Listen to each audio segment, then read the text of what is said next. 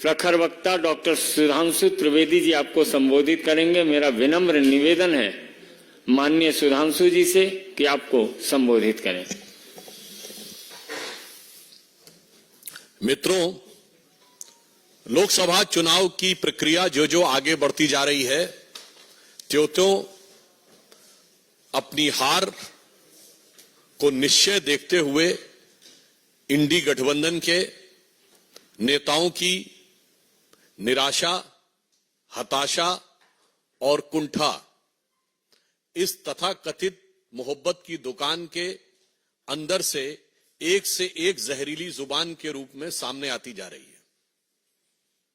पहले भी प्रधानमंत्री श्री नरेंद्र मोदी जी के प्रति एहसास कमतरी यानी इंफीरियरिटी कॉम्प्लेक्स, ईर्ष्या और ग्लानि के कारण अनेक प्रकार के आपत्तिजनक, अभद्र, निंदनीय बयान दिए गए।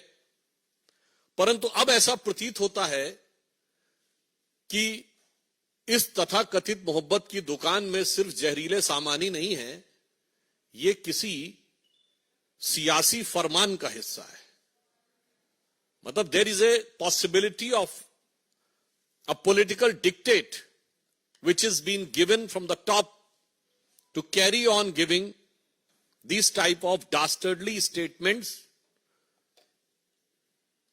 not only against Prime Minister Shri Narendra Modi ji, but going to the extent of creating a divisive mindset among the people of the country. यानी अब सिर्फ प्रधानमंत्री श्री नरेंद्र मोदी जी के प्रति अवमानना और इसके बयान से आगे बढ़कर भारत के अंदर विभेदकारी, विभाजनकारी और राष्ट्र के विरोध तक जाने वाले, राष्ट्र की एकता पर आघात करने वाले बयानों तक आ गए। और कई बार ये लोग किस प्रकार का ज्ञान देते हैं, यही समझ से परे है। देखिए देश को कैसे भ्रमित करने का प्रयास करते हैं। अभी केरल के मुख्यमंत्री श्री पिनारी विजयन ने सीए के ऊपर बोलते बोलते एक बहुत विचित्र बयान दिया। यह बयान जितना विचित्र है उतना ही स्पष्ट इसकी मानसिकता है। उन्होंने कहा कि भारत माता की जय और जय हिंद के नारे पहले 2 मुसलमानों ने लगाए थे, इसलिए क्या इस नारे को त्याग देंगे? पहली विभाजनकारी मानसिकता यही है कि ये भारत माता की जय और जय हिंद के नारे एक भारतीय ने लगाए, ये नहीं दिखाई पड़ता है, उसमें हिंदू और मुसलमान दिखाई पड़ता है। दूसरी बात, उन्हें यह भी नहीं पता है कि जिसका उल्लेख वो कर रहे थे वो दीवान अजीमुल्ला खां, नाना साहब पेशवा बाजीराव द्वितीय के दीवान थे, उस पेशवाई साम्राज्य के जिसे भारत के इतिहास में हिंदू पद पातशाही कहा जाता है। तो देखिए आधा अधूरा ज्ञान, टकराव करने के लिए सब कुछ। तो मैं इंडी गठबंधन और कम्युनिस्ट पार्टी और श्री पिनारी विजयन के ज्ञान में और अभिवृद्धि करते हुए बता देना चाहता हूं कि वंदे मातरम जो आनंद मठ में लिखा गया, उसका सबसे पहले राजनीतिक मंच के ऊपर जो गायन हुआ वो 1895 में कांग्रेस के कलकत्ता सेशन में हुआ और जिसकी अध्यक्षता रहमतुल्लाह अहमद सयानी ने की थी। यही तो मैं कहना चाहता हूं, ये सब भारत की एकता के प्रतीक थे, मगर सियासत के मकड़ जाल में इन लोगों ने इन चीजों को इस रूप में प्रस्तुत कर दिया कि भारत की एकता के प्रतीक उद्घोषों को सांप्रदायिकता का प्रतीक बनाने का प्रयास किया। और जो चाल 100 साल पहले थी वो आज 100 साल बाद भी वही फितरत है। कृपया भारत की एकता और भारत के गौरव के उद्घोषों के ऊपर विभाजनकारी राजनीति से परहेज करना चाहिए। और पुनः मैं कह रहा हूं, इंडी गठबंधन इस बात का जवाब दे पूरी बात की आई कहां से। और मैं पुनः कहना चाहता हूं, उससे भी आगे बढ़कर जिस भारत माता की जय और वंदे मातरम की बात कहते हैं, पहले तो पता नहीं उनको, शायद वो लेफ्टिस्ट ही ज्ञान है। अरे भाई, ऋग्वेद के पृथ्वी सूक्त में लिखा हुआ माता भूमि पुत्रो हम पृथिव्या, ये धरती हमारी माता है, ये देश हमारी माता है और हम इसके पुत्र हैं। गीता भी माता है, गंगा भी माता है, गौ भी माता है, भारत भी माता है, धरती भी माता है, मगर कम्युनिस्टों को उसमें कुछ और नजर आता है। तो इसलिए अब यह सवाल स्वाभाविक रूप से बन जाता है कि इंडी गठबंधन के नेतृत्व के लोग इस बात का जवाब दें। अब आप आइए दूसरे राज्य पे। तमिलनाडु के मुख्यमंत्री एमके स्टालिन साहब ये कहते हैं कि तमिलनाडु के लोगों को उनके लिए वोट करना चाहिए और प्रधानमंत्री श्री नरेंद्र मोदी जी के प्रति उनके मन में, अब तो मैं ये भी कहूंगा, सिर्फ अवमानना नहीं है, असुरक्षा का भाव आ गया है। I want to make it very clear that now the statement of Sri M.K. Stalin, who is trying to portray that Sri Narendra Modi ji is not working to the interest of Tamil Nadu people, is derived not only from the motive of having disrespect towards Prime Minister, but rather than it signifies a sense of insecurity in him. Because at present, Prime Minister Shri Narendra Modi is the most popular leader even in Tamil Nadu. और मैं fact के रूप में बता देना चाहता हूं, भारत के इतिहास में पहली बार ऐसा हुआ है। मैं पूछना चाहता हूं, प्रधानमंत्री जी ने अभी काशी में एक माह पूर्व तमिल में जो बोला था उसे एआई के जरिए सीधे तमिल में ट्रांसलेट किया गया। मैं विनम्रता और चुनौती से डीएमके से पूछना चाहता हूं कि आज तक कभी किसी भारत के प्रधानमंत्री की स्पीच रियल टाइम में जो हिंदी भाषी क्षेत्र में दी गई हो, तमिलनाडु में नहीं, हिंदी भाषी क्षेत्र में दी गई स्पीच तमिल में ट्रांसलेट की गई है? अगर की गई हो तो बता दें। यह प्रधानमंत्री जी की राष्ट्रीय एकात्मता के प्रति भाव का प्रतीक है। क्या काशी तमिल संगम और सौराष्ट्र तमिल संगम कभी हुआ?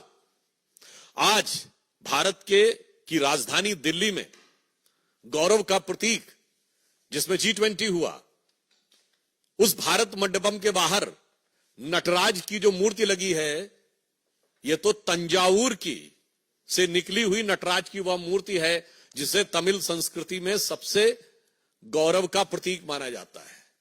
इसलिए मैं कहना चाह रहा हूं कि आज आप भी चाहें तो नमो ऐप पे जाके चेक भी कर सकते हैं, सभी भारतीय भाषाओं में रियल टाइम ट्रांसलेशन उनकी स्पीच का अवेलेबल है। भारतीय भाषाओं के प्रति जो सम्मान और उनके विकास के लिए जो कार्य प्रधानमंत्री मोदी जी ने किया है, शायद ये इन नेताओं के मन में असुरक्षा का भाव उत्पन्न करता जा रहा है। और हम ये भी पूछना चाहते हैं, आज तो आप उस कांग्रेस के साथ हैं जिसने एक नहीं अनेक बार तमिलनाडु में सरकार बर्खास्त की। श्री एमके स्टालिन कृपया बताएं कि 1998 में अटल जी की सरकार आने से पहले डीएमके की कौन सी सरकार अपना कार्यकाल पूरा कर पाई थी? कांग्रेस ने तमिलनाडु में कभी विपक्ष की सरकारों को कार्यकाल नहीं पूरा करने दिया।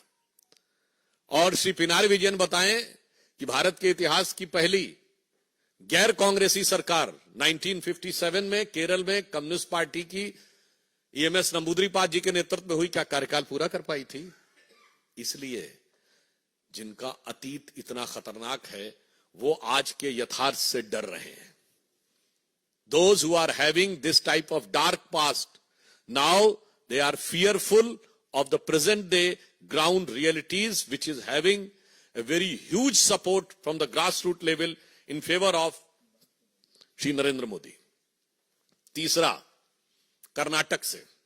अब बताइए, कर्नाटक के कांग्रेस सरकार के संस्कृति मंत्री श्री शिवराज तंगडाडी ने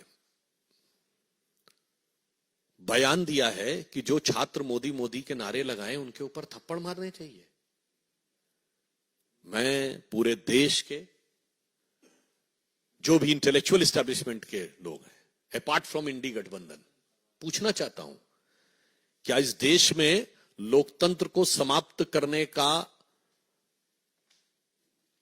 अरण्य रोदन करने वाले, की रुदाली करने वाले लोगों से पूछना चाहता हूं, राजनीतिक नारे लगाने के ऊपर आप थप्पड़ मारने की बात करेंगे और वो भी प्रधानमंत्री जी के नाम के ऊपर, और आप कहेंगे कि यह लोकतंत्र है? और फिर वहां तो कांग्रेस की सरकार है, मैं पूछना चाहता हूं कांग्रेस पार्टी से, सोनिया जी से, राहुल जी से और कांग्रेस के अध्यक्ष खड़गे जी जो वहीं से हैं, ये वही कांग्रेस पार्टी है जो गांधी जी के विचारों का अपने को प्रतीक बोलती थी। जो कहा जाता था एक थप्पड़ मारे दूसरा थप्पड़ आगे कर दो, गाल आगे कर दो, अगर एक गाल पे थप्पड़ पड़े तो दूसरा गाल आगे कर दो। इन विचारों वाले आज कहते हैं कि नारा लगे तो थप्पड़ मारना शुरू कर दो। ये अवश्यंभावी हार की हताशा में हिंसा तक उतर आने की एक खतरनाक प्रवृत्ति का प्रतीक है। यह कांग्रेस उन्हीं गांधी जी की प्रतीक है जिन्होंने तो नोआखली में जाके इसलिए अनशन किया था कि अगर हिंदू समाज के लोग मारे भी जा रहे हैं, हिंसा भी कर रहे हैं, हत्याएं भी हो रही हैं, तो भी प्रतिक्रिया मत करो, शांति से बैठे रहो और आज कहते थप्पड़ मारना शुरू कर दो। इसलिए यह दर्शाता है कि ये राहुल गांधी की कांग्रेस का गांधी की कांग्रेस से कोई मतलब नहीं है। केरल का बयान इंडी गठबंधन के सीएम, तमिलनाडु का बयान इंडी गठबंधन के सीएम और कर्नाटक जहां प्रत्यक्ष कांग्रेस की सरकार है, कम से कम कांग्रेस को आज स्पष्ट रूप से यह बताना चाहिए कि इस प्रकार के विभाजनकारी, इस प्रकार के विभेदकारी और इस प्रकार के हिंसात्मक, this type of divisive and violence provoking statements are having any relevance in the democracy और नॉट। और मैं इसलिए यह कहना चाहता हूं कि इस चुनाव में जहां एक तरफ भारतीय जनता पार्टी और एनडीए प्रधानमंत्री श्री नरेंद्र मोदी जी के जांचे परखे और खरे नेतृत्व में प्रखरता के साथ जन जन का समर्थन लेते हुए 400 पार के लक्ष्य की तरफ आगे बढ़ रहा है, वहीं अंतर विरोधों से, कुंठा और अवसाद से ग्रस्त होकर अनेक प्रकार के नकारात्मक बयानों को देते हुए यह तथाकथित इंडी गठबंधन सिर्फ पराजय नहीं, मैं कहूंगा आत्मघात की तरफ आगे बढ़ रहा है। इसलिए मैं अंत में सिर्फ यह कहना चाहता हूं कि हम एक भारत श्रेष्ठ भारत पर विश्वास करते हैं। सारा भारत आज एक नए स्वरूप में आगे बढ़ रहा है। आज से तो हिमाचल मोदी जी के नेतृत्व में भारत एक नई करवट लेता हुआ दिख रहा है और भारत की युवा पीढ़ी बहुत स्पष्ट रूप से देख रही है कि उसकी आकांक्षाएं इस नई राजनीति के साथ हैं। ये पुराने जमाने की घिसी पिटी राजनीति, वर्ग, जाति, क्षेत्र में विभाजन करके व्यक्तिगत स्वार्थ और अहंकार को साथ में रखकर चलने की राजनीति अब पूरी तरीके से आउट ऑफ डेट, यानी कालबाह्य हो रही है, वो उसके साथ खड़े हैं। तो मैं देश की जनता से सिर्फ यह आह्वान करना चाहता हूं कि इन चुनावों में ऐसी प्रतिगामी शक्तियों, यानी ऐसी रिग्रेसिव फोर्सेस को बिफिटिंग रिप्लाई दें, समुचित प्रत्युत्तर दें और मोदी जी के पक्ष में इस रूप में खड़े हों कि अरुण गगन पर महाप्रगति का अब ये मंगल गान उठा, करवट बदला अंगड़ाई ली, सोया हिंदुस्तान उठा। धन्यवाद।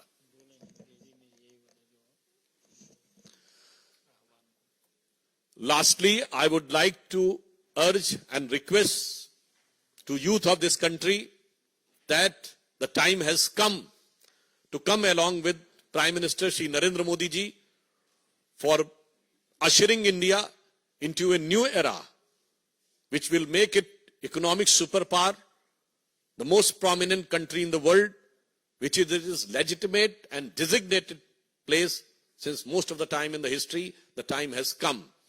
Rather than these type of outdated, regressive politics of the past generation, which was based upon division on the base of linguistic, division on the base of region, division on the base of caste, and trying to portray these things, and the real thing is to control all the wealth and power in favor of their family. This is to be discarded, and in new era, a new politics under Shri Narendra Modi ji is to be supported. So, in this context, I would like to add one thing, that whatever darkness they want to put forth in front of India, but the youth is witnessing a great future ahead.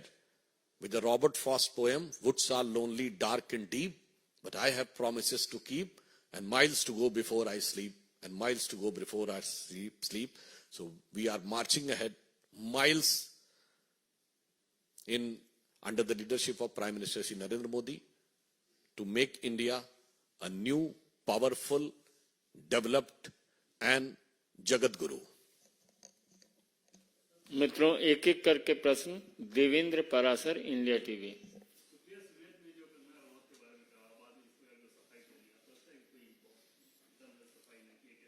एक बात में तो बहुत दम है। उन्होंने कहा कि हमारे अकाउंट जो थे वो दूसरे कई लोग डील कर रहे थे। पहले उनकी गठबंधन की एक नेता है जिनके प्रश्न वाले अकाउंट विदेश से डील हो रहे थे। अब कांग्रेस की, आप ये समझिए, जो सोशल मीडिया की चेयरपर्सन है वो कह रही है उनके अकाउंट कई लोग डील करते हैं। बहुत साफ है कि कांग्रेस की जो बातें हैं, इनके अकाउंट्स कहां से डील होते हैं, ये देश को समझना चाहिए।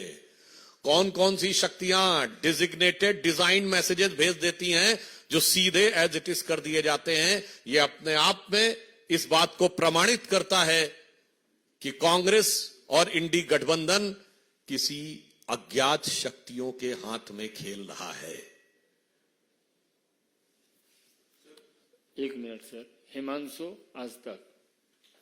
सर, आपकी पार्टी के एमपी हैं दिलीप घोष, उन्होंने आज एक बयान दिया है। बंगाल की मुख्यमंत्री गोवा में जाकर कहती है मैं गोवा की बेटी हूँ, त्रिपुरा में कहती है मैं त्रिपुरा की बेटी हूँ, और ये बताएं कि वो उनके पिता कौन है, ऐसे किसी की बेटी ना बन जाए। देखिए, इस बयान के संदर्भ में मुझे जानकारी नहीं है, मगर मैं इतना जरूर कहना चाहता हूं कि हम सब भारतीय जनता पार्टी के कार्यकर्ता और यह मानते हैं कि हर भारतवासी भारत मां का ही बेटा और बेटी है, और हम सब उस भाव में विश्वास रखते हैं, तेरा वैभव अमर रहे मां, हम दिन चार रहे न रहे। आनंद पांडे, टीवी 9। जिन इस विषय में हमारी स्थानीय इकाई निर्णय लेगी। जहां तक मेरी जानकारी है वो संभवतः इसकी शिकायत करेंगे। कमलेश जी।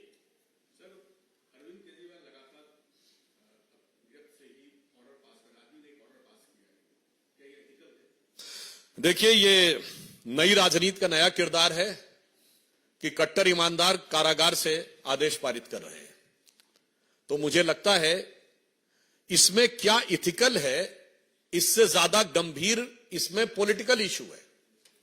ये देश की जनता के सामने एक बात बहुत साफ करता है कि जो लोग आके दावा करते हैं ना कि हम आएंगे और नई राजनीति लाएंगे, नया सवेरा लाएंगे, उनकी असलियत क्या होती है वो दिख गया।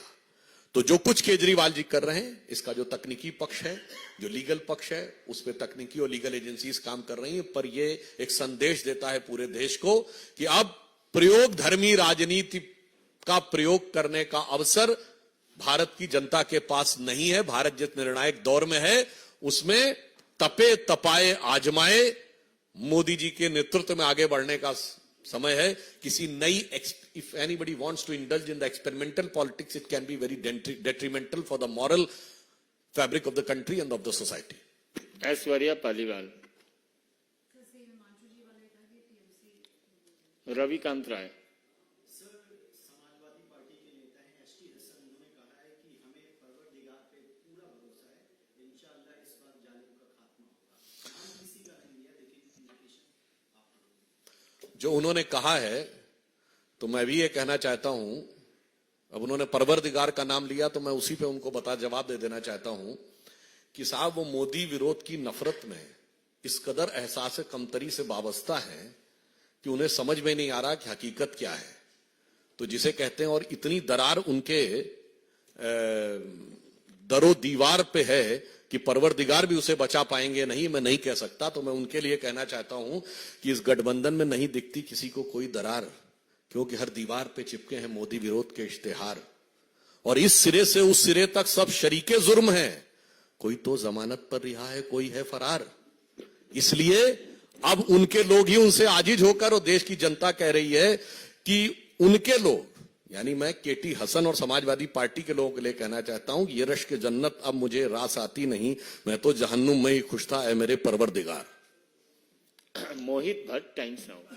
Yesterday, when this controversy broke out, both HS Ahil, Congress leader Supriya Shinde, on the same day tweeted a derogatory statement about Kamna.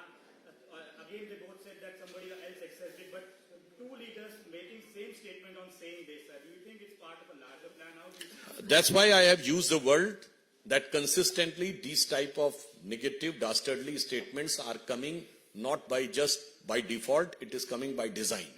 इसीलिए मैंने कहा कि नफरत की दुकान के ये जहरीले सामान किसी सियासी फरमान के आधार पर आ रहे हैं। There is a political dictate which has been designed to create a negative atmosphere because उनको पता है कि पॉजिटिव पर तो वो कोई बात करने की स्थिति में नहीं। प्रज्ञा साक्षी। सर, अधीर रंजन चौधरी जी का बयान आया है, उन्होंने कहा है कि वरुण गांधी को बीजेपी ने टिकट इसलिए नहीं दिया क्योंकि वो गांधी फैमिली से हैं, उनको हमारे साथ आना चाहिए, हम उनको चुनाव लड़ेंगे। कांग्रेस के नेता प्रतिपक्ष हैं, वो राहुल गांधी जी के बयान के बारे में तो बता नहीं सकते हैं कि अभी तक राहुल गांधी का टिकट अमेठी से क्यों नहीं घोषित हुआ है, और वो अगर हमारे बारे में बोल रहे हैं तो मुझे लगता है कि उनको अपने बारे में सोचना चाहिए। और फिर अगर वो ये कह रहे हैं तो इसका मतलब वो मान रहे हैं कि भारतीय जनता पार्टी का कोई युवा नेता जो मोदी जी की सेना का है वो बड़ा नेता तो है, मतलब अब उनके बड़े नेता कितने बड़े हैं और कितने छोटे हैं उनके बयान से साबित हो जाता है। बहुत बहुत धन्यवाद।